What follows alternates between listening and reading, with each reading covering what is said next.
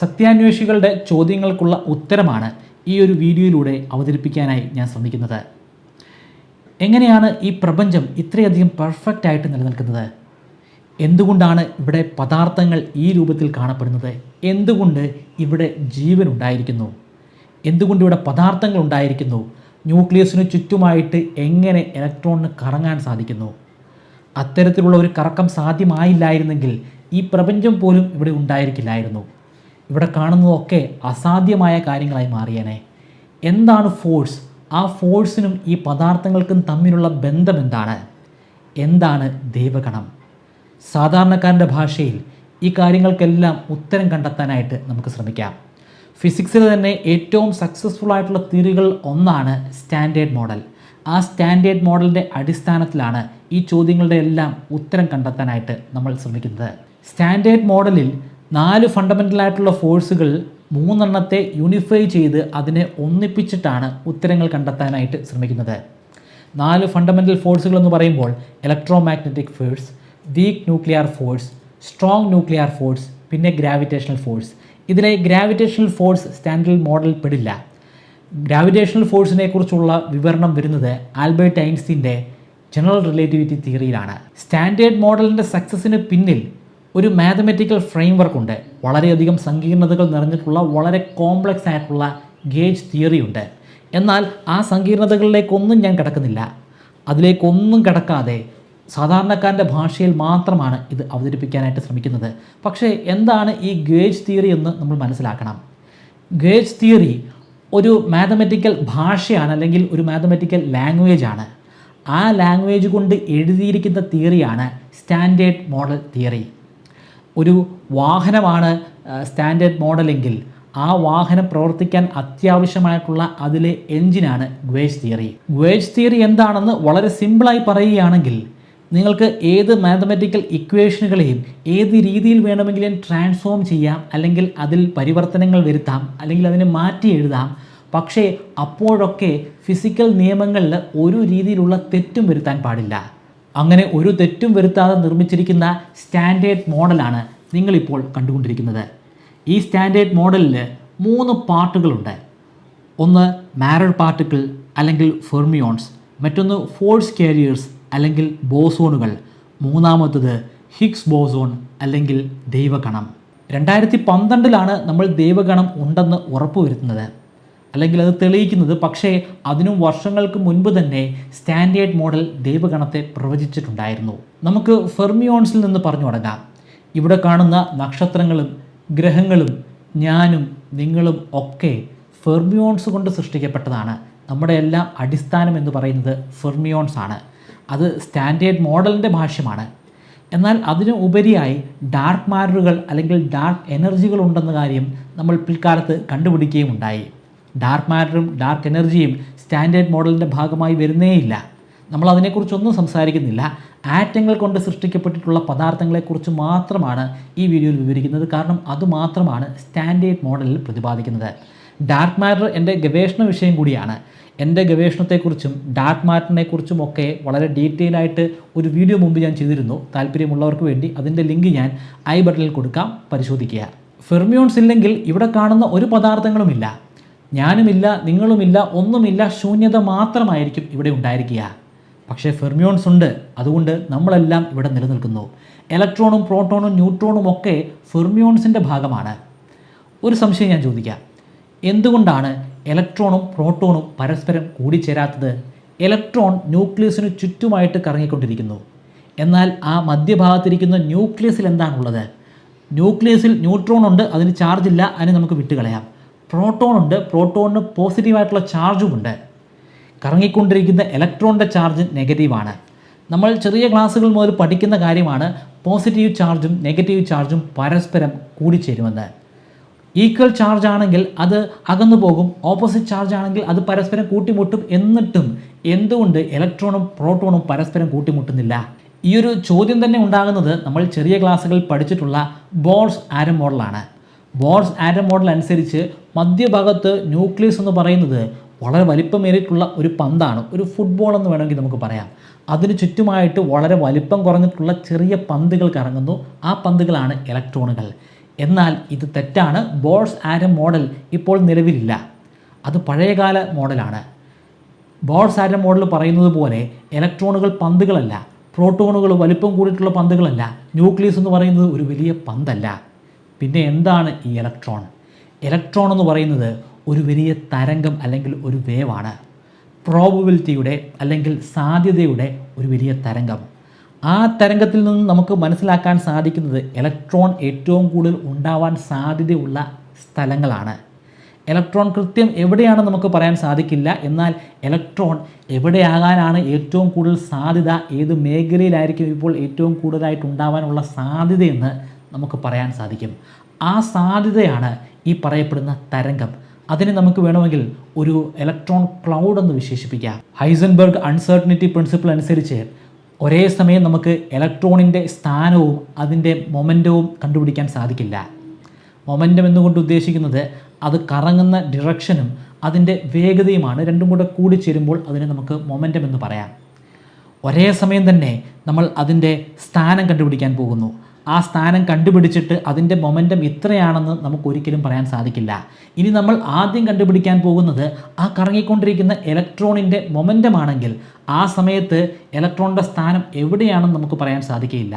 ഇങ്ങനെയുള്ള ഇലക്ട്രോണിനെ നമ്മൾ ന്യൂക്ലിയസിൻ്റെ ഭാഗത്ത് കൊണ്ടുപോയി വെച്ചിട്ട്, അല്ലെങ്കിൽ അവിടെയാണ് ആ ഇലക്ട്രോണിൻ്റെ സ്ഥാനമെന്ന് കരുതിയിട്ട് അതിൻ്റെ മൊമെൻറ്റം അളക്കാൻ പോയി കഴിഞ്ഞാൽ അത് വളരെ ഭീമാകാരമായിട്ടുള്ള ഒരു ഊർജ്ജമായിരിക്കും.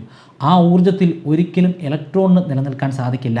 അതുകൊണ്ട് തന്നെ ഇലക്ട്രോണിൻ്റെ സ്ഥാനം ഒരിക്കലും ന്യൂക്ലിയസിൻ്റെ ഉള്ളിലായിരിക്കില്ല. ന്യൂക്ലിയസിനോട് വളരെ ചേർന്ന് മാത്രം അതിനൊരു സ്ഥാനമുണ്ട്. എന്നാൽ അവിടെ മാത്രമല്ല, വേറെയും പല സ്ഥലങ്ങളിലായിട്ട് ഇലക്ട്രോണിന് സാധ്യതകളുണ്ട്. അതായത് അവിടെയൊക്കെ ഇലക്ട്രോണുകൾ ഉണ്ടാവാം. ഇലക്ട്രോണിന് ന്യൂക്ലിയസിൻ്റെ ഏറ്റവും അടുത്ത് നിൽക്കാൻ സാധിക്കുന്ന ഒരു സ്ഥാനമുണ്ട്. ആ സ്ഥാനത്തെയാണ് നമ്മൾ ഗ്രൗണ്ട് ലെവൽ എന്ന് പറയുന്നത്. ആ സ്ഥാനത്ത് ഇലക്ട്രോൺ ഇരിക്കുമ്പോൾ മാത്രമായിരിക്കും അതിന് ഏറ്റവും കുറഞ്ഞ ഊർജ്ജമുള്ളത്. ആ സമയത്ത് മാത്രമായിരിക്കും ഇലക്ട്രോൺ ഏറ്റവും കൂടുതൽ സ്റ്റേബിളായിട്ട് ഇരിക്കുന്നത്. എന്നാൽ എല്ലാ ഇലക്ട്രോണുകൾക്കും അവിടെ പോയി ഇരിക്കാനും സാധിക്കില്ല. അങ്ങനെ ഇരിക്കുന്നതിനെക്കുറിച്ച് ചിന്തിക്കുന്നത് തന്നെ തെറ്റാണ്. കാരണം ഇതൊരു തരംഗമാണ്. ആ തരംഗത്തിന് ഒരൊറ്റ സ്ഥലത്ത് പോയി ഒരുമിച്ചിരിക്കാൻ ഒരിക്കലും സാധിക്കില്ല. ഫെർമിയോൺസിൽ പോളീസ് എക്സ്ക്ലൂസീവ് പ്രിൻസിപ്പിൾ ബാധകമാണ്. ആ ഒരു പ്രിൻസിപ്പിൾ അനുസരിച്ച് ഒരേ പദാർത്ഥങ്ങൾക്ക് ഒരേ പൊസിഷനിൽ തന്നെ പോയിരിക്കാൻ ഒരിക്കലും സാധിക്കില്ല. അതെല്ലാം വ്യത്യസ്തമായിട്ടുള്ള സ്ഥാനങ്ങളിലായിരിക്കും ഇരിക്കുക. തരംഗത്തിൻ്റെ കാര്യം ഞാൻ പറഞ്ഞു. ആ തരംഗം ചില ഭാഗങ്ങൾ വളരെ കൂടുതലായിരിക്കും. അവിടെ കൂടുതലായിട്ട് ഇലക്ട്രോണുകൾ ഉണ്ടാവാനുള്ള സാധ്യതയുണ്ട്. ചില ഭാഗങ്ങൾ കുറവായിരിക്കും. അവിടെ ഇലക്ട്രോൺസിൻ്റെ സാധ്യത വളരെ കുറവാണ്. അതിനെയാണ് നമ്മൾ ഓർബിറ്റൽസ് എന്ന് പറയുന്നത്. ഓരോ ഇലക്ട്രോണുകൾക്കുമുള്ള ഊർജം അത് വ്യത്യസ്തമാണ്. അതുകൊണ്ട് തന്നെ അത് വ്യത്യസ്തമായിട്ടുള്ള സ്ഥലങ്ങളിലിരിക്കുന്നു. ന്യൂക്ലിയസിൽ നിന്ന് അകന്നു പോകും തോറും ഈ ഇലക്ട്രോണുകളുടെ ഊർജം വളരെയധികം ശക്തമായിട്ട് വർദ്ധിക്കുന്നതാണ്. അതുകൊണ്ട് തന്നെ അത് വളരെയധികം അൺസ്റ്റേബിളായിട്ട് മാറുന്നതുമാണ്. ന്യൂക്ലിയസിന് ചുറ്റുമുള്ള ഇലക്ട്രോണിൻ്റെ ഓർബിറ്റൽസ് അത് ഒരു ബഹുനില സമുച്ചയത്തിൻ്റെ വ്യത്യസ്തമായിട്ടുള്ള നിലകളാണെന്ന് കരുതുക. ഇലക്ട്രോൺ ഒരു മനുഷ്യനാണെന്ന് കരുതുക. ആ മനുഷ്യന് ഒരു സമയത്ത് ഒരൊറ്റ നിലയിൽ മാത്രമേ നിൽക്കാൻ സാധിക്കുകയുള്ളൂ. രണ്ടാം നിലയിലും മൂന്നാം നിലയിലും ഒന്നിച്ച് നിൽക്കാൻ സാധിക്കില്ല. അതിനു ഉപരിയായി രണ്ടാം നിലയ്ക്കും മൂന്നാം നിലയ്ക്കും ഇടയിലുള്ള ഭാഗത്തും ഒരിക്കലും നിൽക്കാൻ സാധിക്കില്ല. ഒന്നെങ്കിൽ രണ്ടാം നില അല്ലെങ്കിൽ മൂന്നാം നില. ഇവിടെ സ്റ്റെയർകേഴ്സ് എന്ന് പറയുന്ന പോസിബിലിറ്റി നമുക്കൊന്ന് തൽക്കാലത്തേക്ക് മാറ്റിവെക്കാം. ഇലക്ട്രോൺസ് ആകുന്ന ആ വലിയ തരംഗത്തെ നമുക്ക് വേറൊരു രീതിയിലും അപ്രോച്ച് ചെയ്യാം. നിങ്ങൾ ചില ആളുകളെങ്കിലും ഒന്ന് ചിന്തിച്ച് കാണും. ഒരു വലിയ തരംഗമാണല്ലോ, ആ വലിയ തരംഗത്തെ ഒടിച്ചു മടക്കി ഒരു ചെറിയ ബിന്ദുവിലേക്ക് അല്ലെങ്കിൽ മധ്യഭാഗത്തുള്ള ന്യൂക്ലിയസിലേക്ക് കൊണ്ടുപോയി വെച്ചാലോ? അങ്ങനെ വെക്കാൻ നമ്മൾ ശ്രമിക്കുകയാണെങ്കിൽ അപ്പോൾ അവിടെ ഉണ്ടാകുന്ന ഊർജം അത് അതിശക്തമായിരിക്കും. അത്രയും ഭയാനകരമായിട്ടുള്ള ഊർജത്തിൽ ഒരിക്കലും ഇലക്ട്രോണിന് ആ ഒരു ന്യൂക്ലിയസിൽ പോയി നിൽക്കാൻ സാധിക്കില്ല. അതിൻ്റെ അർത്ഥം ഒരു കാരണവശാലും ഇലക്ട്രോൺ ന്യൂക്ലിയസിൽ കൂടിച്ചേരില്ല എന്നല്ല. അങ്ങനെ കൂടിച്ചേരുന്ന ചില വിചിത്രമായിട്ടുള്ള സാഹചര്യമുണ്ട്. ക്വാണ്ടം ഫിസിക്സിൻ്റെ ലോകത്ത് നടക്കുന്ന വളരെ വിചിത്രമായിട്ടുള്ള ചില സംഭവ വികാസങ്ങൾ. അതിനെ നമ്മൾ ക്വാണ്ടം ടണലിംഗ് എന്ന് പറയും, അല്ലെങ്കിൽ ഇലക്ട്രോൺ ക്യാപ്ചർ എന്ന് പറയും. വളരെ വിചിത്രമായിട്ടുള്ളൊരു സാഹചര്യത്തിൽ മാത്രമാണ് ഇത് ആവർത്തിക്കുന്നത്. ക്വാണ്ടം ഫിസിക്സിനെ കുറിച്ച് വളരെ ഡീറ്റെയിൽ ആയിട്ടുള്ള ഒരു വീഡിയോ ഞാൻ മുമ്പ് ചെയ്തിരുന്നു. ആ വീഡിയോയിൽ ഈ ക്വാണ്ടം ടണലിങ്ങിനെ കുറിച്ചും അവിടെ നടക്കുന്ന വിചിത്രമായിട്ടുള്ള പ്രതിഭാസങ്ങളെക്കുറിച്ചും ഒക്കെ ഞാൻ വിശദീകരിച്ചിട്ടുണ്ട്. താല്പര്യമുള്ളവർക്ക് അതിൻ്റെ ലിങ്കും ഞാൻ ഐ ബട്ടണിൽ കൊടുത്തേക്കാം. ഇനി ഈ സ്റ്റാൻഡേർഡ് മോഡലിനെ നമുക്ക് വിശദമായി ഒന്ന് പരിചയപ്പെടാം. ഫെർമിയോൺസിൻ്റെ കാര്യം പറഞ്ഞു. ഫെർമിയോൺസ് രണ്ട് തരത്തിലുണ്ട്. ക്വാർക്കുകളും ലെപ്റ്റോണുകളും 3 ജനറേഷനുകളിലായി അല്ലെങ്കിൽ 3 ഫാമിലികളിലായി 12 ഫെർമിയോൺസ് ആണ് സ്റ്റാൻഡേർഡ് മോഡൽ അടങ്ങിയിരിക്കുന്നത്. ഈ കൂട്ടത്തിൽ തന്നെ പെട്ടിട്ടുള്ള ഒരു വലിയ വിഭാഗം ഫെർമിയോൺസ് ആണ് ക്വാർക്കുകൾ. ക്വാർക്കുകൾക്ക് 4 ഫണ്ടമെൻ്റൽ ഫോഴ്സുകളെയും എക്സ്പീരിയൻസ് ചെയ്യാനായിട്ട് സാധിക്കും. അതിൻ്റെ സ്വാധീനതയിലാണ് ഈ ക്വാർക്കുകൾ വസിക്കുന്നത്. ഇത്തരത്തിലുള്ള ക്വാർക്കുകളെ ഒരിക്കലും നമുക്ക് ഒറ്റയ്ക്ക് കാണാൻ സാധിക്കില്ല. അതിനെ എല്ലായ്പ്പോഴും മറ്റു ക്വാർക്കുകളുടെ കൂടെ കൂടിച്ചേർന്ന് മാത്രമേ നമുക്ക് കാണാൻ സാധിക്കുകയുള്ളൂ. ഉദാഹരണത്തിന് 2 അപ്പ് ക്വാർക്കും ഒരു ഡൗൺ ക്വാർക്കും കൂടി ചേരുന്നതാണ് പ്രോട്ടോൺ. 2 ഡൗൺ ക്വാർക്കും ഒരു അപ്പ് ക്വാർക്കും കൂടി ചേരുന്നതാണ് ന്യൂട്രോൺ. എന്താണ് അപ്പ് ക്വാർക്കെന്നും എന്താണ് ഡൗൺ ക്വാർക്കെന്നും മനസ്സിലാകണമെങ്കിൽ ഞാൻ തൊട്ട് മുമ്പ് പറഞ്ഞ ആ 3 ജനറേഷനുകൾ എന്താണെന്ന് മനസ്സിലാക്കണം. First generation, second generation and third generation. അതിലെ ഫസ്റ്റ് ജനറേഷനിൽ പെടുന്നതാണ് ഈ അപ്പ് ക്വാർക്കും ഡൗൺ ക്വാർക്കും. ഫസ്റ്റ് ജനറേഷൻ എന്ന് പറയുമ്പോൾ പ്രപഞ്ചമുണ്ടായി ആദ്യ സമയങ്ങളിൽ ഉണ്ടായിട്ടുള്ള പദാർത്ഥങ്ങളെന്നല്ല അതിൻ്റെ അർത്ഥം. ഫസ്റ്റ് ജനറേഷൻ അത് വളരെയധികം ഭാരക്കുറവുള്ള, വളരെയധികം സിമ്പിളായിട്ടുള്ള, വളരെയധികം സ്റ്റേബിളായിട്ടുള്ള ക്വാർക്കുകളാണ്. ക്വാർക്കുകളുടെ കേസിൽ മാത്രമല്ല, എല്ലാ ഫെർമിയോൺസിലും ഇത്തരത്തിൽ first generation, second generation, third ജനറേഷനുകളുണ്ട്. ഈ പ്രപഞ്ചം മുഴുവൻ നോക്കിയാലും നമുക്ക് എല്ലായിടത്തും കാണാൻ സാധിക്കുന്നത് ഈ ഒരു ഫസ്റ്റ് ജനറേഷനിൽ പെടുന്ന ക്വാർക്കുകളെയാണ്. അതിൻ്റെ അർത്ഥം സെക്കൻഡ് ജനറേഷൻ ക്വാർക്കുകളും തേർഡ് ജനറേഷൻ ക്വാർക്കുകളും ഇല്ലെന്നല്ല, അതൊക്കെ ഉണ്ട്. പക്ഷേ അതൊക്കെ വളരെ വളരെ അൺസ്റ്റേബിളാണ്. വളരെയധികം കുറഞ്ഞ നേരം മാത്രമേ അത് എക്സിസ്റ്റ് ചെയ്യുകയുള്ളൂ. പല പ്രതിഭാസങ്ങളിലൂടെ അത് ഉണ്ടാവുകയും പെട്ടെന്ന് തന്നെ അത് ഇല്ലാതെയാവുകയും അല്ലെങ്കിൽ അത് ഡീകേ ചെയ്ത് പോവുകയും ചെയ്യുന്നതാണ്. സെക്കൻഡ് ജനറേഷൻ ക്വാർക്കുകളിൽ പെടുന്നതാണ് ചാർമും സ്ട്രേഞ്ചും. തേർഡ് ജനറേഷൻ ക്വാർക്കുകൾ ടാപ്പും ബാറവുമാണ്. ഈ 6 ക്വാർക്കുകൾക്കും വ്യത്യസ്തമായിട്ടുള്ള 6 കളർ ചാർജുകളുണ്ട്. ഇവിടെ കളർ കൊണ്ട് ഉദ്ദേശിക്കുന്നത് നമ്മൾ നിത്യജീവിതത്തിൽ കാണുന്ന നിറങ്ങളെയല്ല. എങ്ങനെയാണ് ഓരോ ക്വാർക്കും സ്ട്രോങ് ന്യൂക്ലിയർ ഫോഴ്സുമായിട്ട് ഇൻട്രാക്ട് ചെയ്യുന്നത്, അതിൻ്റെ അടിസ്ഥാനത്തിലാണ് നമ്മൾ ഈ കളർ ചാർജുകളെ തീരുമാനിക്കുന്നത്. ക്വാർക്കുകളെ പോലെ തന്നെ ഉള്ള മറ്റൊരു വിഭാഗം ഫെർമിയോൺസ് ആണ് ലെപ്റ്റോണുകൾ. ലെപ്റ്റോണുകളെക്കുറിച്ച് പറയുന്നതിന് മുമ്പ് അടിസ്ഥാനപരമായിട്ടും ഗ്ലൂവോൺ എന്താണെന്ന് നമ്മൾ മനസ്സിലാക്കണം. കാരണം ക്വാർക്കുകളെക്കുറിച്ച് പറഞ്ഞപ്പോൾ ഞാൻ ഒരു പോയിന്റ് സൂചിപ്പിച്ചിരുന്നു.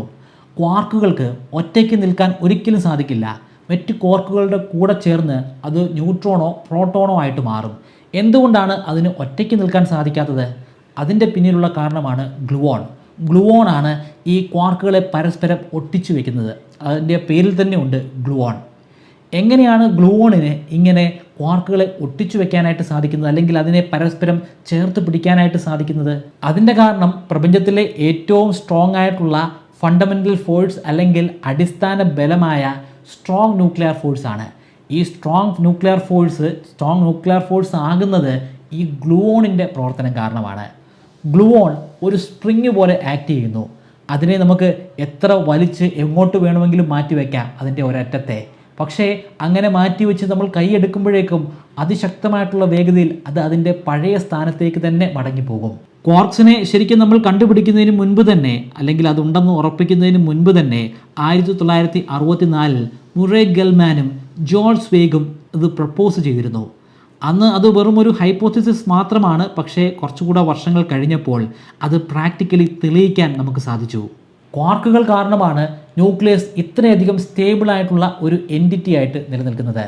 എന്നാൽ വളരെ എക്സ്ട്രീമായിട്ടുള്ള ഒരു താപനില ഉണ്ടാകുമ്പോൾ അവിടെ ചില മാറ്റങ്ങളൊക്കെ സംഭവിക്കും. അവിടെ ക്വാർക്ക് ഗ്ലൂവോൺ പ്ലാസ്മ എന്ന് പറയുന്ന ഒരു പദാർത്ഥമുണ്ടാകും. ഈ പദാർത്ഥമാണ് ബിഗ് ബാങ്ങിന് ശേഷം, അതായത് അതിൻ്റെ ആദ്യ കാലഘട്ടങ്ങളിൽ പ്രപഞ്ചത്തിൽ വ്യാപിച്ചിരുന്നത്. കാരണം അവിടെ അത്രയധികം ടെമ്പറേച്ചർ ആ കാലഘട്ടത്തിലുണ്ടായിരുന്നു. ക്വാർക്കുകൾ കൂടിച്ചേർന്നുണ്ടാകുന്ന ന്യൂട്രോണും പ്രോട്ടോണും ഇത് രണ്ടും സ്റ്റേബിളാണ്. ഇതിനെ നമുക്ക് ബാരിയോൺസ് എന്ന് പറയാം. എന്നാൽ ക്വാർക്കുകൾ ബാരിയോൺസിനെ മാത്രമല്ല സൃഷ്ടിക്കുന്നത്. ഒരു ക്വാർക്കും ഒരു ആൻറ്റി ക്വാർക്കും ചേർന്ന് വേറെയും ചില പദാർത്ഥങ്ങളുണ്ട്, പയോൺസും കെയോൺസും. പക്ഷേ ഇത് രണ്ടും വളരെയധികം അൺസ്റ്റേബിളാണ്. ഇതിലെ പയോൺസാണ് പ്രോട്ടോണുകൾ പരസ്പരം കൂടിച്ചേർന്ന് നിൽക്കാനുള്ള കാരണം. ഞാൻ തുടക്കത്തിൽ പറഞ്ഞിരുന്നു, ഓപ്പോസിറ്റ് ആയിട്ടുള്ള ചാർജുകളാണ് അട്രാക്റ്റ് ചെയ്യുന്നത്, സെയിം ചാർജുകൾ റിപ്പൽ ചെയ്ത് പോവുകയാണ് ചെയ്യുന്നത്. പക്ഷേ ഈ ന്യൂക്ലിയസിൻ്റെ ഉള്ളിൽ എന്താണുള്ളത്? അവിടെ ന്യൂട്രോണും പ്രോട്ടോണും ഉണ്ട്. ന്യൂട്രോണ് ചാർജ് ഇല്ല, പക്ഷേ പ്രോട്ടോൺസിനെല്ലാം ഒരേ ചാർജാണ്. ഒരേ ചാർജ് ആയിട്ട് പോലും അതെങ്ങനെ ഒട്ടിയിരിക്കാനുള്ള കാരണം എന്താണ്? അതിൻ്റെ കാരണം പയോൺസ് ആണ്. ന്യൂട്രോണും പ്രോട്ടോണുകളും പരസ്പരം പയോണുകൾ എക്സ്ചേഞ്ച് ചെയ്തുകൊണ്ടിരിക്കുകയാണ്. ഈ പയോൺസ് അത് ഫോട്ടോൺസ് പോലെയാണ്. ഫോട്ടോൺസ് എന്ന് പറയുന്നത് പ്രകാശത്തിൻ്റെ അടിസ്ഥാന ഘടനയാണ്. ഫോട്ടോൺസിന് മാസ് ഇല്ല. ആ ഫോട്ടോൺസ് പ്രവർത്തിക്കുന്നത് പോലെ തന്നെയാണ് ഇവിടുത്തെ പയോൺസും പ്രവർത്തിക്കുന്നത്. ആ പയോൺസ് ന്യൂട്രോണിനും പ്രോട്ടോണിനും ഇടയിൽ പരസ്പരം എക്സ്ചേഞ്ച് ചെയ്യപ്പെട്ടുകൊണ്ടിരിക്കുന്നു. ഇങ്ങനെ എക്സ്ചേഞ്ച് ചെയ്യപ്പെടുന്നത് കാരണമാണ് പ്രോട്ടോണുകളെല്ലാം ന്യൂക്ലിയസിൻ്റെ ഉള്ളിൽ പരസ്പരം കൂടിച്ചേർന്ന് വളരെ ഒരു ചെറിയ പൊസിഷനിൽ നിലനിൽക്കുന്നത്. പയോൺസ് 3 വ്യത്യസ്തമായിട്ടുള്ള രൂപങ്ങളുണ്ട്. പോസിറ്റീവ് ചാർജുള്ള പയോൺസ് ഉണ്ട്, നെഗറ്റീവ് ചാർജുള്ള പയോൺസ് ഉണ്ട്, ചാർജ് ഒന്നുമില്ലാത്ത പയോൺസും ഉണ്ട്. പയോൺസ് കാരണമുണ്ടാകുന്ന ന്യൂക്ലിയർ ഫോഴ്സിനെയാണ് റെസിജ്വൽ ന്യൂക്ലിയർ ഫോഴ്സ് എന്ന് പറയുന്നത്. പക്ഷേ ന്യൂക്ലിയർ ഫോഴ്സ് അത് വളരെ വളരെ ചെറിയൊരു ഭാഗത്ത് മാത്രമാണ് ഉള്ളത്. അതായത് ഏറ്റവും ശക്തമായിട്ടുള്ളൊരു ഫോഴ്സ് ആണെന്ന് പറയുമ്പോൾ പോലും അത് വളരെ വളരെ ചെറിയൊരു പ്രദേശത്ത് മാത്രമായിരിക്കും എഫക്റ്റീവ് ആയിരിക്കുക.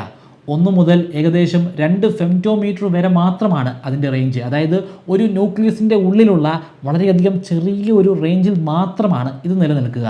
കെയോൺസിൻ്റെ സ്ഥാനം ക്വാർക്കുകളുടെ ഉള്ളിലാണ്. എല്ലാ ക്വാർക്കിൻ്റെ ഉള്ളിൽ നമുക്ക് കെയോൺസിനെ കാണാൻ കഴിയില്ല. സ്ട്രേഞ്ച് ക്വാർക്കുകളുടെ ഉള്ളിലാണ് കെയോൺസ് അടങ്ങിയിരിക്കുന്നത്. അതുകൊണ്ട് തന്നെ കെയോൺസിന് സ്ട്രേഞ്ച് പാർട്ടിക്കിൾസ് എന്നുള്ള ഒരു പേര് കൂടിയുണ്ട്. വളരെയധികം ഭാരക്കൂടുതലാണ് ഈ കെയോൺസിന്. അതുകൊണ്ട് തന്നെ സ്ട്രേഞ്ച് ക്വാർക്കിനും ആ ഭാരം അനുഭവിക്കാൻ സാധിക്കും. ഇനി നമുക്ക് ലെപ്റ്റോണിലേക്ക് പോകാം. ഫെർമിയോൺസിൽ ക്വാർക്കുകൾ ഉള്ളതുപോലെ തന്നെ ഫെർമിയോൺസിൽ ലെപ്റ്റോണുകളുമുണ്ട്. 6 വ്യത്യസ്തമായിട്ടുള്ള ലെപ്റ്റോണുകളാണ് ഉള്ളത്. ഓരോ ലെപ്റ്റോണുകളും ഓരോ പേഴ്സായിട്ട് നിലനിൽക്കുന്നു. Electron, muon, tau. ഇതിൽ ഓരോന്നും electron neutrino, muon neutrino, tau ന്യൂട്രീനോവുമായിട്ട് കൂടിച്ചേർന്ന് പേഴ്സായിട്ട് നിലനിൽക്കുന്നു. ഇലക്ട്രോൺ ന്യൂട്രീനയുമായി കൂടിച്ചേരുമ്പോൾ മ്യൂവോൺ ന്യൂട്രീനയുമായി കൂടിച്ചേരുന്നു. ടാവോ കൂടിച്ചേരുന്നത് ടാവോ ന്യൂട്രീനയുമായിട്ടാണ്. ലെപ്റ്റോണുകളെ ഒരു രീതിയിലും സ്ട്രോങ് ന്യൂക്ലിയർ ഫോഴ്സ് എഫക്റ്റ് ചെയ്യില്ല. ലെപ്റ്റോണുകളിൽ വെച്ച് തന്നെ ഏറ്റവും സ്റ്റേബിൾ ആയിട്ടുള്ള ലെപ്റ്റോൺ ഇലക്ട്രോണാണ്. ഇലക്ട്രോണിനേക്കാൾ കുറേ കൂടെ ഭാരമേറിയിട്ടുള്ള ഇലക്ട്രോണിൻ്റെ ഒരു കസിൻ എന്ന് വിശേഷിപ്പിക്കാൻ സാധിക്കുന്നതാണ് മ്യൂവോണുകൾ. പക്ഷേ മ്യൂവോൺ ഇലക്ട്രോൺ പോലെയല്ല. വളരെയധികം അൺസ്റ്റേബിളാണ് മ്യൂവോൺ. ഏതാനും മൈക്രോ സെക്കൻഡുകൾ മാത്രമാണ് അതിന് ആയുസ്സുള്ളത്. മ്യൂവോണിനേക്കാൾ കുറച്ചുകൂടെ ഭാരക്കൂടുതലുള്ളതാണ് ടാവോ. ടാവോവിൻ്റെയും ആയുസ് വളരെയധികം കുറവാണ്. ഞാൻ ഇലക്ട്രോണുകളെക്കുറിച്ചും മ്യൂവോണുകളെക്കുറിച്ചും ടാവോവിനെക്കുറിച്ചും പറഞ്ഞപ്പോൾ അതിൻ്റെ പേഴ്സിനെ കുറിച്ച് പറഞ്ഞു. ആ പേഴ്സിൻ്റെ കൂടെയൊക്കെ ഒരു പേരുണ്ടായിരുന്നു. അതാണ് ന്യൂട്രീനോ. ന്യൂട്രീനോ വളരെയധികം വിചിത്രമായ ഒരു പദാർത്ഥമാണ്. അതിന് പ്രേതകണം അല്ലെങ്കിൽ ഗോസ് പാർട്ടിക്കിൾ എന്നുള്ള ഒരു പേര് കൂടിയുണ്ട്. അതിന് നമ്മൾ ചുമ്മാ കൊടുത്ത പേരല്ല, കൃത്യമായിട്ടുള്ള ഒരു കാരണമുണ്ട്. പ്രേതം പോലെയാണ് ഇത് നമുക്ക് അനുഭവപ്പെടുക. ഇത് നിലനിൽപ്പുണ്ട്, പക്ഷേ ഇത് നമ്മുടെ ശരീരത്തിൻ്റെ ഉള്ളിലൂടെ കടന്നു പോകും. അതായത് ഇത് വളരെയധികം വീക്കായിട്ടാണ് ഇൻട്രാക്ട് ചെയ്യുന്നത്. പ്രേതം നിലനിൽക്കുന്നു എന്നല്ല ഞാൻ പറയുന്നത്. പ്രേതം നിലനിൽക്കുന്നു എന്ന് നമ്മൾ എടുക്കുകയാണെങ്കിൽ ആ പ്രേതം എങ്ങനെയാണോ ബിഹേവ് ചെയ്യുന്നത് ഏതാണ്ട് അതുപോലെ തന്നെയാണ് ന്യൂട്രീനോയും ബിഹേവ് ചെയ്യുന്നത്. അതിവിടെയൊക്കെ ഉണ്ടായിരിക്കും, നമ്മുടെ ശരീരത്തിൻ്റെ ഉള്ളിലൂടെ കടന്നു പോയെന്നും ഇരിക്കും, പക്ഷേ നമ്മുടെ ശരീരവുമായിട്ട് അതിന് ഇൻട്രാക്ട് ചെയ്യാനായിട്ട് സാധിക്കില്ല. ചില സിനിമകളിലൊക്കെ നമ്മൾ കണ്ടിട്ടുണ്ടല്ലോ, ജനലിൻ്റെയും അതുപോലെ ഡോറിൻ്റെയും ഒന്നും സഹായമില്ലാതെ അതിൻ്റെയൊക്കെ മുകളിലൂടെ അതൊക്കെ ഇൻവിസിബിൾ ആക്കിക്കൊണ്ട് പ്രേതങ്ങൾ നടന്നു പോകുന്നത്. ഗോസ് പാർട്ടിക്കിളും അത്തരത്തിലാണ് കടന്നു പോകുന്നത്. നമ്മുടെ സൂര്യൻ കോടാനുകോടി ന്യൂട്രീനുകളെ എല്ലായ്പ്പോഴും ഓരോ സെക്കൻഡിലും ഉൽപ്പാദിപ്പിച്ചുകൊണ്ടിരിക്കുകയാണ്. നമ്മുടെ ശരീരത്തിൻ്റെ ഉള്ളിലൂടെ ഓരോ സെക്കൻഡിലും ട്രില്യൺ കണക്കിന് ന്യൂട്രീനുകളാണ് കടന്നു പോകുന്നത്. പക്ഷേ നമ്മുടെ ശരീരത്തിനോ നമുക്കോ അത് തിരിച്ചറിയാൻ പോലും സാധിക്കുന്നില്ല. നമ്മുടെ ശരീരത്തിൽ അടങ്ങിയിരിക്കുന്ന കോടാനുകോടി ആറ്റങ്ങൾ, അതിലടങ്ങിയിരിക്കുന്ന കോടാനുകോടി ന്യൂക്ലിയസ്, ഇലക്ട്രോൺസ്, അതുമായിട്ടൊന്നും ഒരു ഘട്ടത്തിൽ പോലും ഇത് ഇൻട്രാക്ട് ചെയ്യുന്നില്ല. ന്യൂട്രീനെ നമ്മൾ കണ്ടെത്തുന്ന ആദ്യ കാലഘട്ടത്തിൽ പ്രകാശത്തിൻ്റെ അത്രയും അല്ലെങ്കിൽ പ്രകാശത്തിനേക്കാളൊക്കെ വേഗതയിൽ സഞ്ചരിക്കുമെന്നൊക്കെയാണ് ഗവേഷകർ കരുതിയിരുന്നത്. എന്നാൽ പിന്നീട് നിരന്തരമായിട്ട് നടത്തിയിട്ടുള്ള പഠനങ്ങളിലൂടെ പ്രകാശത്തിൻ്റെ അത്രയും വേഗതയില്ല, എന്നാൽ പ്രകാശത്തിനോട് വളരെയധികം അടുത്തുള്ള വേഗതയിലാണ് ന്യൂട്രീനുകൾ സഞ്ചരിക്കുന്നതെന്ന് നമ്മൾ കണ്ടെത്തി. പ്രകാശത്തിന് കഴിഞ്ഞാൽ ഏറ്റവും കൂടുതൽ വേഗതയുള്ള പദാർത്ഥം അത് ന്യൂട്രീനുകളാണ്. ഫെർമിയോൺസ് കഴിഞ്ഞു, ഇനി നമുക്ക് ബോസോൺസിലേക്ക് പോകാം. ബോസോൺസ് ആണ് ഫോഴ്സിന് കാരണമാകുന്നത്. ഒരു വലിയ മുറിക്കകത്ത് ഒരുപാട് ആളുകളുണ്ടെന്ന് കരുതുക. ആ ആളുകളൊക്കെ ഫെർമിയോൺസ് ആണെന്ന് കരുതുക. അതായത് ഈ പറയപ്പെടുന്ന മ്യൂവോണുകളും ഇലക്ട്രോണുകളും ക്വാർക്കുകളും ഒക്കെയാണെന്ന് കരുതുക. അവർ പരസ്പരം ഹാൻഡ് ഷേക്ക് ചെയ്യുന്നുണ്ടെന്ന് കരുതുക. അങ്ങനെയാണെങ്കിൽ ആ ഹാൻഡ് ഷേക്ക് എന്ന് പറയുന്ന ആ ഒരു പ്രോസസ്സാണ്, അല്ലെങ്കിൽ അതിൻ്റെ പിന്നിൽ പ്രവർത്തിച്ചിരിക്കുന്ന ബലമാണ് ബോസോണുകൾ. ബോസോണുകളിലെ ഒരു ബോസോണായ ഗ്ലൂവോണിനെ കുറിച്ച് നമ്മൾ ഓൾറെഡി പറഞ്ഞു കഴിഞ്ഞു. കാരണം ഗ്ലൂവോണിനെ കുറിച്ച് പറയാതെ ക്വാർക്കുകളെക്കുറിച്ചുള്ള സംസാരം എനിക്ക് അവസാനിപ്പിക്കാൻ സാധിക്കില്ലായിരുന്നു. ബോസോണുകൾ ഫെർമിയോൺസിൽ നിന്ന് വളരെയധികം വ്യത്യസ്തമാണ്. ഇവിടെ പൗളീസ് എക്സ്ക്ലൂസീവ് പ്രിൻസിപ്പിൾ ബാധകമല്ല, അതിവിടെ ബ്രേക്ക് ആകുന്നുണ്ട്. അതായത് ഒരേ പൊസിഷനിൽ തന്നെ ഒന്നിലധികം അനവധി ബോസോണുകളെ നമുക്ക് കണ്ടെടുക്കാൻ സാധിക്കും. എന്നാൽ ആ കാര്യമൊന്നും മുമ്പ് പറഞ്ഞിട്ടുള്ള ഫെർമിയോൺസിൽ ബാധകമല്ല. അവിടെ ഒരേ സമയത്ത് ഒരേ സ്ഥലത്ത് ഒന്നിലധികം ഫെർമിയോൺസിനെ ഒരിക്കലും നമുക്ക് കാണാൻ സാധിക്കില്ല. പക്ഷേ ബോസോൺസിൽ അത് സാധ്യമാണ്. ഫോട്ടോൺസ് അതിൻ്റെ ഏറ്റവും മികച്ച ഒരു ഉദാഹരണമാണ്. ഫോട്ടോൺസ് നമുക്കെല്ലാവർക്കും അറിയാം. നമ്മളെല്ലാം കണ്ടുകൊണ്ടിരിക്കുന്ന എല്ലാ വസ്തുക്കൾക്കും പിന്നിലുള്ള കാരണം, അല്ലെങ്കിൽ അതൊക്കെ കാഴ്ചകളുടെ രൂപത്തിലേക്ക് മാറ്റിയെടുക്കുന്നത് ഫോട്ടോണുകളാണ് പ്രകാശത്തിൻ്റെ അടിസ്ഥാനം എന്ന് പറയുന്നത്.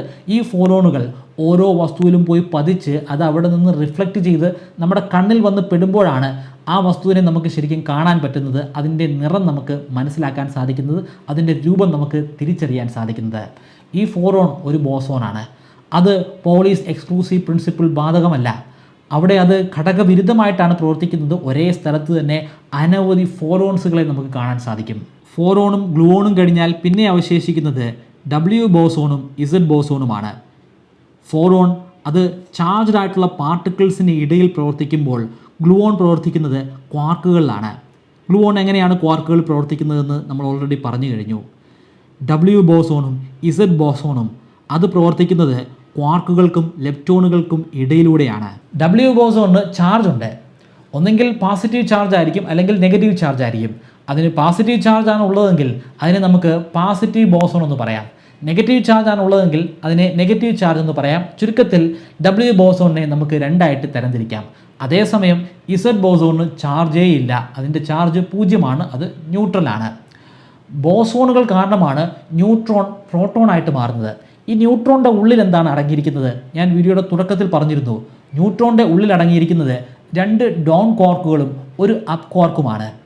അതിലുള്ള 2 ഡൗൺ ക്വാർക്കിൽ ഒരു ഡൗൺ ക്വാർക്ക് അപ്പ് ക്വാർക്കായിട്ട് മാറുകയാണെങ്കിലോ, അപ്പോൾ 2 അപ്പ് ക്വാർക്കുകളും ഒരു ഡൗൺ ക്വാർക്കുമുണ്ട്.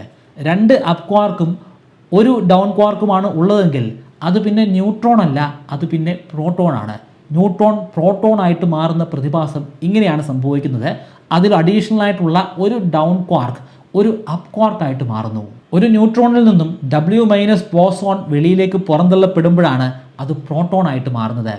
ഈ പറയപ്പെടുന്ന W- ബോസോണിന് ഇലക്ട്രോണിനേക്കാൾ കുറച്ചുകൂടെ മാസ് ഉണ്ട്. ഇതേ റീസൺ തന്നെയാണ് റേഡിയോ ആക്റ്റീവ് ഡീക്കേക്ക് പിന്നിലും പ്രവർത്തിക്കുന്നത്. അൺസ്റ്റേബിൾ ആയിട്ടുള്ള ആറ്റങ്ങൾ എപ്പോഴും സ്റ്റേബിൾ ആകാനായി ശ്രമിച്ചുകൊണ്ടേയിരിക്കും. അത്തരത്തിലുള്ള ശ്രമത്തിൻ്റെ ഭാഗമായിട്ടാണ് അവിടെ റേഡിയോ ആക്റ്റീവ് ഡീക്കേ സംഭവിക്കുന്നത്. മധ്യഭാഗത്ത് അടങ്ങിയിരിക്കുന്ന പ്രോട്ടോണിൻ്റെയും ന്യൂട്രോണിൻ്റെയും എണ്ണത്തിലുണ്ടാകുന്ന വ്യതിയാനം, അല്ലെങ്കിൽ അതിൻ്റെ ബാലൻസിങ്ങിലുണ്ടാകുന്ന പ്രശ്നങ്ങൾ കാരണമാണ് അൺസ്റ്റേബിൾ ആകുന്നത്. ആ പ്രശ്നങ്ങൾ ഒഴിവാക്കാൻ വേണ്ടിയിട്ട് ഇങ്ങനെ ന്യൂട്രോണുകൾ പ്രോട്ടോണുകളായിട്ട് മാറും. പ്രോട്ടോണുകളായിട്ട് മാറി കഴിയുന്ന ആ ഘട്ടത്തിൽ അവിടെ റേഡിയോ ആക്റ്റീവ് ഡീക്കേ സംഭവിച്ച് അത് ശരിക്കും മറ്റൊരു പദാർത്ഥമായിട്ട് തന്നെ മാറിയിട്ടുണ്ടായിരിക്കും. കാർബൺ ഡേറ്റിങ്ങിലൂടെയാണ് നമ്മൾ ഫോസിലുകളുടെ അല്ലെങ്കിൽ അസ്ഥിപഞ്ജരങ്ങളുടെ പ്രായം മനസ്സിലാക്കുന്നത്. ഒരു ഫോസിൽ കിട്ടിക്കഴിഞ്ഞാൽ കാർബൺ ഡേറ്റിംഗ് നടത്താം. അതിലൂടെ ഏത് കാലഘട്ടത്തിൽ ജീവിച്ചിരുന്ന ഒരു ജീവിയാണ്, അല്ലെങ്കിൽ ആ ജീവിയുടെ ഫോസിലാണിതെന്ന് നമുക്ക് മനസ്സിലാക്കാം. അതിൻ്റെ പിന്നിലുള്ള കാരണവും ഇതേ റേഡിയോ ആക്റ്റീവ് ഡീക്കേയുമാണ്. ഇനി നമുക്ക് ദൈവഗണം അല്ലെങ്കിൽ ഹിഗ്സ് ബോസോൺ പാർട്ടിക്കിളിലേക്ക് വരാം. 1964 പീറ്റർ ഹിഗ്സ് ആണ് ആദ്യമായി ഹിഗ്സ് ബോസോൺ പ്രപ്പോസ് ചെയ്യുന്നത്. എന്നാൽ ഒരുപാട് വർഷങ്ങൾ കഴിഞ്ഞ് 2012 സ്വിറ്റ്സർലൻഡിലെ ഭൂമിയുടെ അടിയിൽ സ്ഥിതി ചെയ്യുന്ന ഏകദേശം 100 മീറ്ററോളം ഭൂമിക്ക് താഴെയായിട്ടുള്ള ഒരു വലിയ ഗർത്തത്തിൽ അല്ലെങ്കിൽ ടണലിൽ സ്ഥിതി ചെയ്യുന്ന ലാർജ് ഹാഡ്രോൺ കൊളൈഡറിൻ്റെ സഹായത്താലാണ് അന്ന് ഈ കണ്ടെത്തൽ നടപ്പിലാക്കിയത്. ആ കണ്ടെത്തലിലേക്കും അതിൻ്റെ പരീക്ഷണത്തിലേക്കും ഒക്കെ നമുക്ക് വരാം. അതിനു മുമ്പ് എന്താണ് ഈ ഗോഡ്സ് പാർട്ടിക്കിൾ, അല്ലെങ്കിൽ എന്താണ് ഹിഗ്സ് ബോസോൺ എന്ന് നമുക്ക് മനസ്സിലാക്കണം. ഹിഗ്സ് ബോസോൺ എന്താണെന്ന് മനസ്സിലാക്കുന്നതിന് മുൻപ് ആദ്യം ഹിഗ്സ് ഫീൽഡ് എന്താണെന്ന് നമുക്ക് മനസ്സിലാക്കണം. അത് മനസ്സിലാക്കാനായി നമുക്ക് ഒരു സിറപ്പ് എടുക്കാം. നമ്മൾ ചുമയൊക്കെ വരുമ്പോൾ കുടിക്കാനായിട്ട് ഉപയോഗിക്കുന്ന അല്പം കുഴഞ്ഞിരിക്കുന്ന സിറപ്പ്. ആ സിറപ്പ് കൊണ്ട് ഈ പ്രപഞ്ചം മുഴുവനും നിറഞ്ഞിരിക്കുകയാണെന്ന് കരുതുക. ആ സിറപ്പാണ് ഈ ഹിഗ്സ് ഫീൽഡ്. സാധാരണഗതിയിൽ വളരെ സ്മൂത്തായിട്ട് പദാർത്ഥങ്ങൾ കടന്നു പോകും. എന്നാൽ ഇത്തരത്തിലുള്ള സിറപ്പിലൂടെ, ഇങ്ങനെ കുഴഞ്ഞു കിടക്കുന്ന പദാർത്ഥത്തിൻ്റെ ഇടയിലൂടെയാണ് ആ പറയപ്പെടുന്ന വസ്തുക്കൾ കടന്നു പോകുന്നതെങ്കിൽ അതിൻ്റെ സ്വാഭാവികമായിട്ടുള്ള വേഗതയിൽ കുറവ് സംഭവിക്കും. എന്നാൽ ചില പദാർത്ഥങ്ങളുണ്ട്, ആ പദാർത്ഥങ്ങൾക്ക് ഇതൊന്നും ഒരു ബാധകമല്ല. അതാണ് പ്രകാശം അല്ലെങ്കിൽ പ്രകാശത്തിൻ്റെ അടിസ്ഥാന ഘടനയായിട്ടുള്ള ഫോറോൺസ്. ഫോറോൺസ് ഈ സിറപ്പിൻ്റെ ഉള്ളിലൂടെ കടന്നു പോയി കഴിഞ്ഞാൽ അതിൻ്റെ വേഗതയിൽ ഒരു കുറവും സംഭവിക്കില്ല. എന്നാൽ ഇലക്ട്രോൺസ് ആണ് കടന്നു പോകുന്നതെങ്കിൽ അതിൻ്റെ വേഗത ഒന്ന് കുറയും. ആ കുറയുന്ന ആ വേഗതയാണ് അതിൻ്റെ മാസ്. ആ സിറപ്പ് കാരണമാണ് അവിടെ ആ ഒരു മാസ് അനുഭവപ്പെടുന്നത്. ഡബ്ല്യു ബോസോനാണ് കടന്നു പോകുന്നതെങ്കിൽ അതിന് ഇലക്ട്രോണിനേക്കാൾ കൂടുതൽ ഭാരമുണ്ട്, കുറേ കൂടെ ഹെവിയർ ആണ്. അതാണ് സിറപ്പിൻ്റെ ഉള്ളിലൂടെ കടന്നു പോകുന്നതെങ്കിൽ അത് കുറേ കൂടി കുറഞ്ഞ വേഗതയിലായിരിക്കും സഞ്ചരിക്കുന്നത്. കുറേ കൂടി കുറഞ്ഞ വേഗതയിൽ സഞ്ചരിക്കുന്നത് കൊണ്ട് തന്നെ അതിന് കൂടുതലായിട്ട് മാസ് ഉണ്ട്. ഇപ്പോൾ മാസ് എന്താണെന്ന് നിങ്ങൾക്ക് മനസ്സിലായില്ലേ? എന്തുകൊണ്ടാണ് പ്രകാശത്തിന് ഏറ്റവും ഉയർന്ന വേഗതയിൽ സഞ്ചരിക്കാൻ സാധിക്കുന്നതെന്ന് മനസ്സിലായില്ലേ? കാരണം അതിനെ മാസില്ല. അതിൻ്റെ മാസില്ല എന്ന് പറഞ്ഞു കഴിഞ്ഞാൽ അതിൻ്റെ യഥാർത്ഥ അർത്ഥം ഈ പ്രപഞ്ചത്തിലൂടെ, അതായത് ഈ ഹിഗ്സ് ഫീൽഡ് അടങ്ങിയിട്ടുള്ള പ്രപഞ്ചത്തിൻ്റെ ഉള്ളിലൂടെ കടന്നു പോകുമ്പോൾ ആ ഹിഗ്സ് ഫീൽഡ് ഒരു രീതിയിലും ഫോട്ടോൺസിനെ എഫക്റ്റ് ചെയ്യുന്നില്ല. പക്ഷേ മാസുള്ള പദാർത്ഥങ്ങളിലൊക്കെ അത് എഫക്റ്റ് ചെയ്യുന്നുണ്ട്. ആ എഫക്റ്റാണ് മാസായിട്ട് അനുഭവപ്പെടുന്നത്. അതിനെയാണ് നമ്മൾ മാസ് എന്ന് പറയുന്നത്. പക്ഷേ ഗവേഷകർ നേരിടുന്ന ഏറ്റവും വലിയ വെല്ലുവിളി എന്ന് പറയുന്നത് ഇങ്ങനെ ഒരു ഹിഗ്സ് ഫീൽഡ് ഉള്ളതായിട്ട് തെളിയിക്കാൻ സാധിക്കണം. പക്ഷേ അത് വളരെയധികം പ്രയാസകരമായിട്ടുള്ള ഒരു കാര്യമാണ്. എങ്ങനെയാണ് ഇത് തെളിയിക്കാൻ സാധിക്കുന്നത്? അത് തെളിയിക്കുന്നത് എങ്ങനെയാണെന്ന് മനസ്സിലാക്കാൻ ഞാനൊരു അനാലജി പറയാം. ഒരു തെളിഞ്ഞ കുളം വളരെ ശാന്തമായിട്ടിരിക്കുകയാണ്. അവിടെ ഒരു തരത്തിലുള്ള ഓളങ്ങളോ തിരകളോ ഒന്നുമില്ല. ആ ഒരു കുളത്തിലേക്ക് നമ്മളൊരു കല്ലെടുത്തെറിയുകയാണെങ്കിലോ അവിടെ ഓളങ്ങളുണ്ടാകും. അവിടെ ഓളം ഉണ്ടാകുമ്പോൾ നമുക്ക് മനസ്സിലാക്കാൻ സാധിക്കും അതൊരു ഗ്ലാസ് ഒന്നുമല്ല, അവിടെ ശരിക്കും ജലം അടങ്ങിയിട്ടുണ്ട്. ആ ജലം കാരണമാണ് അവിടെ ഓളം ഉണ്ടാകുന്നതെന്ന്.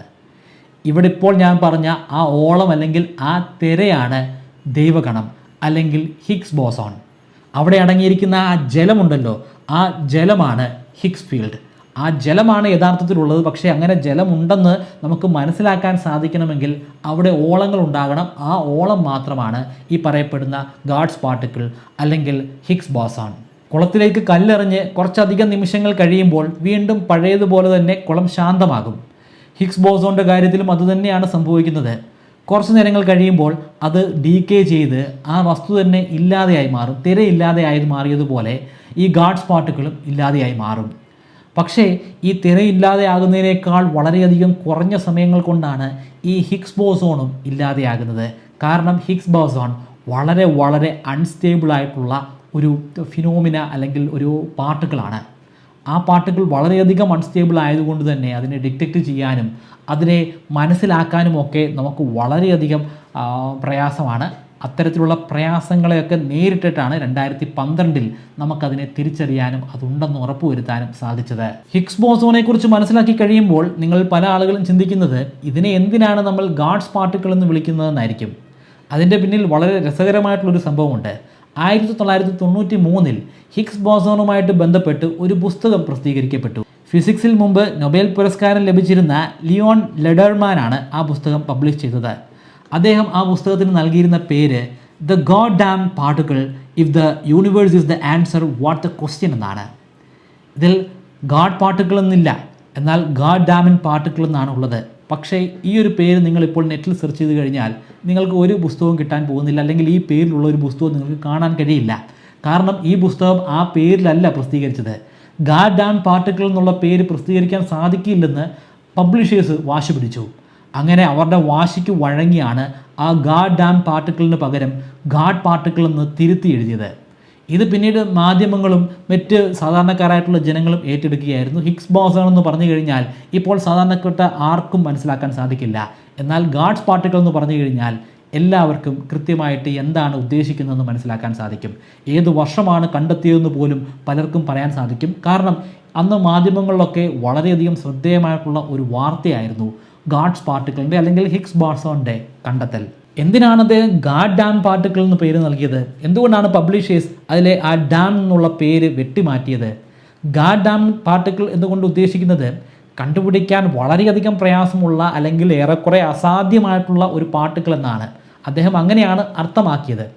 പക്ഷേ അത്തരത്തിൽ വളരെ നെഗറ്റീവായിട്ടുള്ളൊരു വേർഡ് തൻ്റെ പുസ്തകത്തിൽ വേണ്ടെന്ന് പബ്ലിഷേഴ്സ് തീരുമാനിക്കുകയായിരുന്നു. അല്ലെങ്കിൽ ആ ഗാഡ് ഡാം എന്നുള്ള ആ പദം മാറ്റി ഗാഡ് എന്നാണ് കൊടുക്കുന്നതെങ്കിൽ പുസ്തകം കൂടുതൽ വിറ്റ് പോകുമെന്ന് പോലും ആ പബ്ലിഷേഴ്സ് ചിന്തിച്ചിട്ടുണ്ടായിരിക്കും. അതിൻ്റെ അടിസ്ഥാനത്തിലാണ് ഗാഡ് പാർട്ടിക്കിൾ എന്നുള്ള ഒരു പേരുണ്ടാകുന്നത്.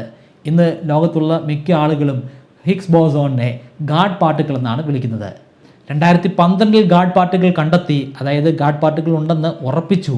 തൊട്ടടുത്ത വർഷം 2013 ആ കണ്ടെത്തലിന് പീറ്റർ ഹിഗ്സിന് നൊബേൽ പുരസ്കാരവും ലഭ്യമായി. ഇനി 2012 നടത്തിയിട്ടുള്ള ആ പരീക്ഷണത്തിലേക്ക് നമുക്ക് കടക്കാം. സ്വിറ്റ്സർലൻഡിലെ ജനീവയിൽ സ്ഥിതി ചെയ്യുന്ന സേൺ അല്ലെങ്കിൽ ലാർജ് ഹാഡ്രോൺ കൊളൈഡറിലാണ് ഈ ഒരു പരീക്ഷണം നടത്തിയത്. ഭൂമിയുടെ ഉള്ളിലേക്ക് പോകുമ്പോൾ, ഏകദേശം 100 മീറ്റർ ആഴത്തിലേക്ക് പോകുമ്പോൾ ഒരു സർക്കുലർ ടണൽ നമുക്ക് കാണാൻ സാധിക്കും.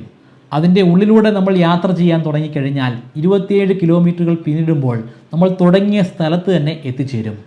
ഈ വലിയ ടണലിൻ്റെ ഉള്ളിലൂടെ അതിശക്തമായ വേഗതയിൽ പദാർത്ഥങ്ങളെ ആക്സലറേറ്റ് ചെയ്യും. ഈ ഒരു പരീക്ഷണത്തിന് വേണ്ടി ഉപയോഗിച്ചത് പ്രോട്ടോണുകളെയാണ്. പ്രോട്ടോണുകളെ 2 വശങ്ങളിൽ നിന്നും അതിശക്തമായിട്ടുള്ള ഊർജ്ജത്തിൽ, അതിശക്തമായിട്ടുള്ള ആക്സലറേഷനിൽ പരസ്പരം കൂട്ടിയിടിപ്പിക്കും. അങ്ങനെ കൂട്ടിയിടിക്കുമ്പോൾ അവിടെ വളരെ വളരെ കുറച്ച് നേരത്തേക്ക് ചില പുതിയ പദാർത്ഥങ്ങൾ ഉണ്ടായി വരും. അതിനെ നമുക്ക് ഡിക്റ്റേറ്റ് ചെയ്യാൻ സാധിക്കണം. അതിനെ ഡിക്റ്റേറ്റ് ചെയ്യുമ്പോൾ അവിടെ നമ്മൾ ഇന്നുവരെ കണ്ടെത്തിയിട്ടില്ലാത്ത ചില പദാർത്ഥങ്ങളുണ്ടെന്ന് മനസ്സിലാക്കുമ്പോൾ അത് ഒരു പുതിയ കണ്ടുപിടുത്തമായിട്ട് മാറും. അത്തരത്തിൽ നടന്ന ഒരു കണ്ടുപിടുത്തമാണ് ഹിഗ്സ് ബോസോൺ അല്ലെങ്കിൽ ഗാഡ്സ് പാർട്ടിക്കിൾ. പക്ഷേ ഇവിടുത്തെ വിചിത്രമായിട്ടുള്ള മറ്റൊരു കാര്യം, ഇങ്ങനെയുള്ള ഈ ഹിഗ്സ് ബോസോണിനെ നമുക്ക് ഒരു ഡിറ്റക്ടർ ഉപയോഗിച്ചിട്ടും നിലവിൽ കണ്ടുപിടിക്കാൻ സാധിക്കില്ലെന്നുള്ളതാണ്. പിന്നെ എങ്ങനെയാണ് ഇതിനെ നമ്മൾ കണ്ടുപിടിച്ചത്? അവിടെ കൺസർവേഷൻ എന്ന് പറയുന്ന ഒരു കോൺസെപ്റ്റാണ് ഉപയോഗിച്ചിരിക്കുന്നത്. അതായത് പരസ്പരം കൂട്ടിയിടിപ്പിക്കുന്ന ആ പ്രോട്ടോണുകളുടെ ഊർജ്ജം എത്രയാണെന്ന് നമുക്കറിയാം, അത് എത്ര വേഗതയിലാണ് സഞ്ചരിക്കുന്നതെന്ന് നമുക്കറിയാം, അതിൻ്റെ മാസ് എത്രയാണെന്നറിയാം. അപ്പോൾ അങ്ങനെ ഒരു കൂട്ടിയിടി സംഭവിച്ചതിന് ശേഷം അവിടെ പുതുതായിട്ടുണ്ടാകുന്ന പദാർത്ഥങ്ങൾ, അതായത് അതിന് ശേഷമുള്ള അതിൻ്റെ അവസ്ഥ, അവിടുത്തെ മാസ്, അവിടുത്തെ ഊർജ്ജം, അത് കൂട്ടിയിടി നടക്കുന്നതിന് മുൻപുള്ള മാസിനും ഊർജ്ജത്തിനും തുല്യമായിരിക്കണം. അവിടെ കൺസർവേഷൻ ബാധകമായിരിക്കണം. ആ കൺസർവേഷൻ ബാധകമല്ലെങ്കിൽ അതിലൊരു ചെറിയ വ്യതിയാനം സംഭവിക്കുകയാണെങ്കിൽ ആ വ്യതിയാനം നമുക്ക് മനസ്സിലാക്കാൻ സാധിക്കും. ആ വ്യതിയാനം മുമ്പ് പ്രപ്പോസ് ചെയ്തിരിക്കുന്ന പീറ്റർ ഹിഗ്സ് പ്രപ്പോസ് ചെയ്തിരിക്കുന്ന ആ തിയറിയുമായിട്ട് ഒത്തുചേർന്ന് പോകുന്നുണ്ടെങ്കിൽ നമുക്ക് അപ്പോൾ തർപ്പിച്ച് പറയാം, ഇപ്പോൾ ഈ കൊളീഷൻ നടന്നിരിക്കുന്ന ഈ ഘട്ടത്തിൽ പീറ്റർ ഹിഗ്സ് പ്രവചിച്ചിട്ടുണ്ടായിരുന്ന ഹിഗ്സ് ബോസോൺ പാർട്ടിക്കിൾ അല്ലെങ്കിൽ ഗാഡ്സ് പാർട്ടിക്കിൾ ഉണ്ടായി എന്ന്. ഏതാനും ചില വളരെ ചെറിയ ഒരു നിമിഷ നേരത്തേക്ക് മാത്രമായിരിക്കും ആ ഒരു പ്രതിഭാസം അവിടെ ഉണ്ടാവുക. അതിനെ ഡിറ്റക്റ്റ് ചെയ്യാൻ നമുക്ക് സാധിച്ചില്ലെങ്കിൽ പോലും അങ്ങനെയൊന്ന് ഉണ്ടെന്ന് ഉറപ്പുവരുത്താൻ നമുക്ക് സാധിച്ചു. ഈ പറയുന്നത് പോലെ അത്ര എളുപ്പമായിരുന്നില്ല ആ പരീക്ഷണം. ഒരു തവണയല്ല, ലക്ഷക്കണക്കിന് തവണ തുടർച്ചയായിട്ട് ഇത്തരത്തിലുള്ള കൊളീഷനുകൾ കുറേയധികം വർഷങ്ങൾ കൊണ്ട് അനവധി ഗവേഷകർ നടത്തിയതിന് ശേഷമാണ്, ആ ഡേറ്റകളുടെ അടിസ്ഥാനത്തിൽ മാത്രമാണ് 2012 നമുക്ക് ഹിഗ്സ് ബോസോൺ കണിക അല്ലെങ്കിൽ ഹിഗ്സ് ബോസോൺ പാർട്ടിക്കിൾ അത് യാഥാർത്ഥ്യമാണെന്ന് പറയാൻ സാധിച്ചത്. ഇനിയൊന്ന് ചുരുക്കി പറയാം, ഈ പ്രപഞ്ചം ഇങ്ങനെ നിലനിൽക്കാനുള്ള കാരണം, നമ്മളിങ്ങനെ നിലനിൽക്കാനുള്ള കാരണം ആറ്റമാണ്. ആ ആറ്റം എങ്ങനെ ഉണ്ടായി? ആറ്റം അങ്ങനെ തന്നെ ഉണ്ടായതുകൊണ്ട് മാത്രമാണ് നമ്മളിങ്ങനെ ഉണ്ടായത്, ഈ പ്രപഞ്ചം ഇങ്ങനെ ആയത്. അതിൻ്റെ ഉത്തരം പറയുന്നതാണ് സ്റ്റാൻഡേർഡ് മോഡൽ. ഫിസിക്സിൽ തന്നെ ഏറ്റവും സക്സസ്ഫുൾ ആയിട്ടുള്ള ഒരു തിയറി. പക്ഷേ അത് പൂർണ്ണമല്ല, അതിന് ഒരുപാട് പോരായ്മകളുണ്ട്. അത് ഞാൻ തുടക്കത്തിൽ തന്നെ പറഞ്ഞിരുന്നു. ഇതിൽ ഡാർക്ക് മാറ്ററിനെ അഡ്രസ്സ് ചെയ്യുന്നില്ല, ഡാർക്ക് എനർജി അഡ്രസ്സ് ചെയ്യുന്നില്ല, അതിനുപരിയായി ഗ്രാവിറ്റേഷണൽ ഫോഴ്സിനെ അഡ്രസ്സ് ചെയ്യുന്നില്ല. ഗ്രാവിറ്റേഷണൽ ഫോഴ്സിനെ അഡ്രസ്സ് ചെയ്യാൻ സാധിക്കുകയാണെങ്കിൽ അത് ഫിസിക്സിൽ തന്നെ അല്ലെങ്കിൽ ലോകത്തിൽ തന്നെ ഏറ്റവും വലിയ ഒരു കണ്ടെത്തലായിട്ട് മാറും. അത്തരത്തിലുള്ള പ്രവർത്തനങ്ങൾ കഴിഞ്ഞ കുറേയധികം വർഷങ്ങളായിട്ട് പല ഗവേഷകർ വ്യത്യസ്തമായിട്ടുള്ള രീതികൾ നടത്തിക്കൊണ്ടിരിക്കുകയാണ്. സ്ട്രിംഗ് തിയറിയുടെ രൂപത്തിലും എം തിയറിയുടെ രൂപത്തിലും ഒക്കെ പഠനങ്ങൾ നടക്കുന്നുണ്ട്. പലതരത്തിലുള്ള ഹൈപ്പോത്തസിസുകൾ മുന്നോട്ട് വയ്ക്കുന്നുണ്ട്. പക്ഷേ നമുക്കൊരു യൂണിഫൈഡ് തിയറി ഉണ്ടാക്കിയെടുക്കാൻ സാധിക്കുന്നില്ല. ഇതിൻ്റെ ഉള്ളിലേക്ക് ഗ്രാവിറ്റേഷണൽ ഫോഴ്സിനെ കൂടി ഉൾപ്പെടുത്താൻ സാധിക്കുന്നില്ല. കാരണം അത് രണ്ടും തീർത്തും വ്യത്യസ്തമായിട്ടുള്ള കാര്യങ്ങളാണ്. ഗ്രാവിറ്റേഷണൽ ഫോഴ്സ് എന്ന് പറയുന്നത് ഐൻസ്റ്റീൻ്റെ ജനറൽ റിലേറ്റിവിറ്റി തിയറിയുമായി ബന്ധപ്പെട്ടിരിക്കുന്നു.